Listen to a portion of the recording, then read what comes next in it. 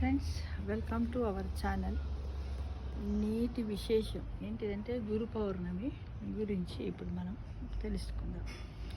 గురు పౌర్ణమి అంటే దాన్ని ఏమంటాం, వ్యాస పూర్ణిమ అని కూడా అంటాం.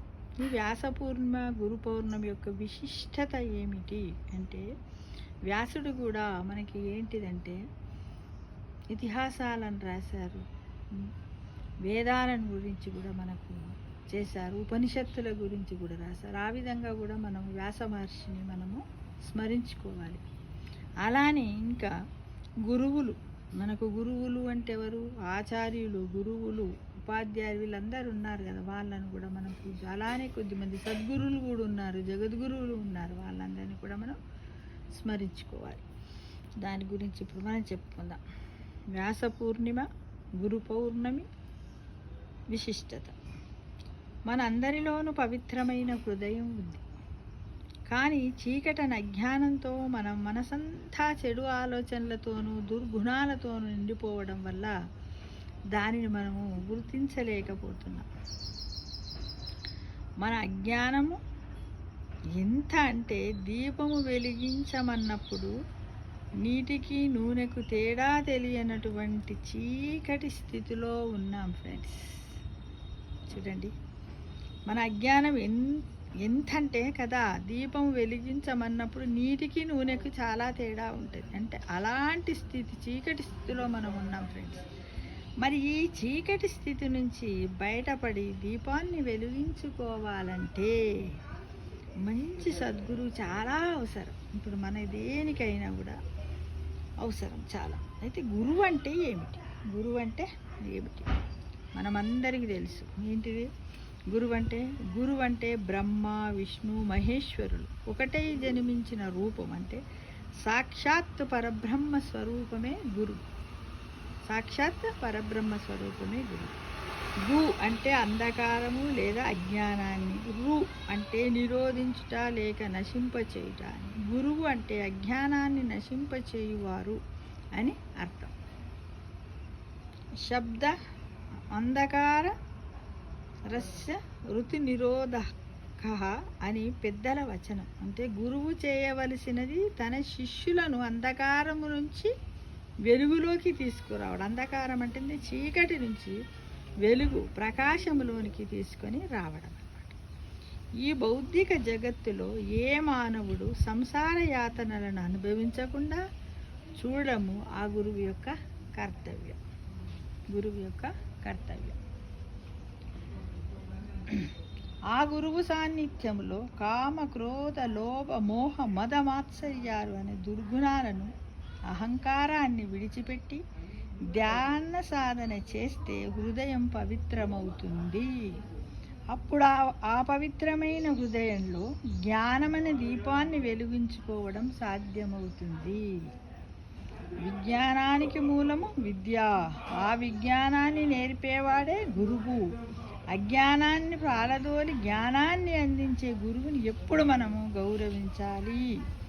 ఒకప్పుడు గురుకులాలు ఉండేవి ఫ్రెండ్స్. వాటిలో చేరిన విద్యార్థులకు తల్లి, తండ్రి అన్న తామే అయ్యేవారు గురువులు. అక్కడ తల్లి, తండ్రి కూడా వాళ్ళే అయ్యేవారు. అప్పుడు మాతృదేవోభవ, పితృదేవోభవ, ఆచార్య దేవోభవ అంటారు. తల్లి, తండ్రి తర్వాత స్థానం ఎవరిది? గురువుదే. గురు బ్రహ్మ, గురు విష్ణు, గురుదేవో మహేశ్వర, గురు సాక్షాత్ పరబ్రహ్మ, తస్మై శ్రీ గురవే నమః. దైవోపచారం చేస్తే గురువైనా రక్షిస్తాడు. అదే గురువుకు కోపం వస్తే ముల్లోకాలలో ఎవరు రక్షించటలేరట. అందుకే సమస్త విద్యలను నేర్పే గురువుకు, జ్ఞానాన్ని అందించే గురువుకు సేవ చేసి గురుకృప పొంది మహనీయులైనారు ఎందరో ఉన్నారు. మహనీయులైన వారు చాలామంది ఉన్నారు.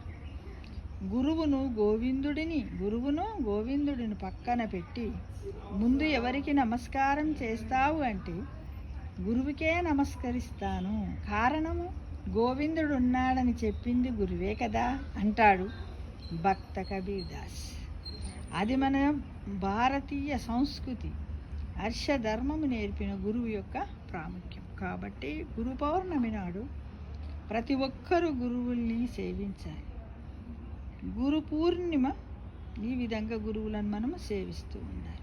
గురు పూర్ణిమ యొక్క విశిష్టత. ఇప్పటిదాకా మనం వ్యాస గురు పూర్ణిమ గురించి చెప్పుకున్నాం. వ్యాసము వశిష్ఠ సప్తాహారం శక్తి పౌత్ర కల్మషం పారశారాత్మజం వందే సుకథాథాం తపోనిధిం. అంటే వ్యాసాయ విష్ణురూపాయ వ్యాసరూపాయ విష్ణవే నమో వై బ్రహ్మ నిధయే వశిష్ఠాయ నమో నమః. ప్రతి సంవత్సరము ఆషాఢ శుద్ధ పౌర్ణమి రోజున వ్యాస మహర్షి జన్మతిథి అయిన గురు పూర్ణిమగా మనం జరుపుకుంటాం. ఆ రోజున గురు పూజోత్సవం జరిపి గురువులకు కానుకలు బహుమతులు సమర్పించి వారిని సత్కరించి వారి ఆశీర్వాదములను మనం తీసుకుంటూ ఉంటారు. అందరూ కూడా తమ జీవితానికి మార్గనిర్దేశం చేసి ముక్తి వైపు నడిపించినందుకు ప్రతిఫలముగా ఇలా చేస్తారు. గురువుల పట్ల ఇదే గౌరవము అన్ని వేళలా పాటిస్తున్నప్పటికీ ఈరోజు వ్యాస మహాముని పుట్టినరోజు కాబట్టి దీనికంత ప్రాధాన్యత ఉన్నది. గురువు అంటే ఆధ్యాత్మిక జ్ఞానాన్ని బోధించేవాడు. చాలామంది హిందువులు తమ గురువులతో జీవితాంతం అనుబంధం ఏర్పరచుకొని ఉంటారు. ఇది కుటుంబ సంబంధం కూడా కావచ్చు, తరతరాలకు కొనసాగవచ్చు.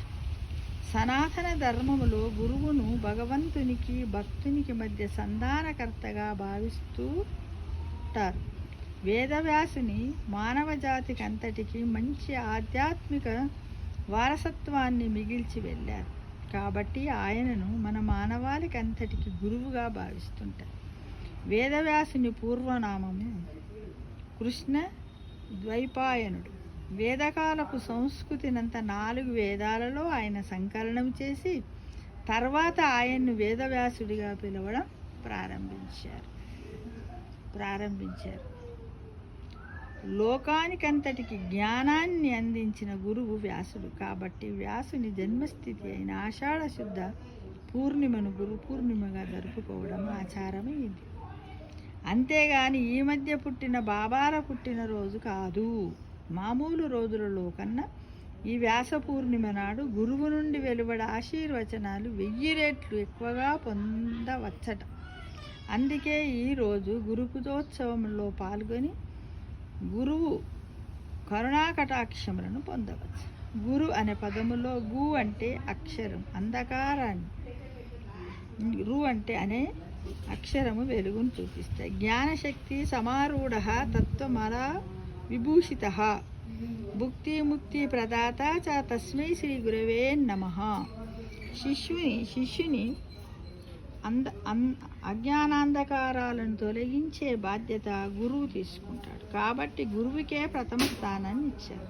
మాతాపిత గురువుల్లో జన్మనిచ్చిన వారి పక్కన గురువుకి అత్యంత విశిష్టమైన స్థానాన్ని కల్పించింది ఇందుకే. ఇలాగే ఈరోజు తప్పకుండా ఈ శ్లోకాన్ని స్మరించుకోవాలి.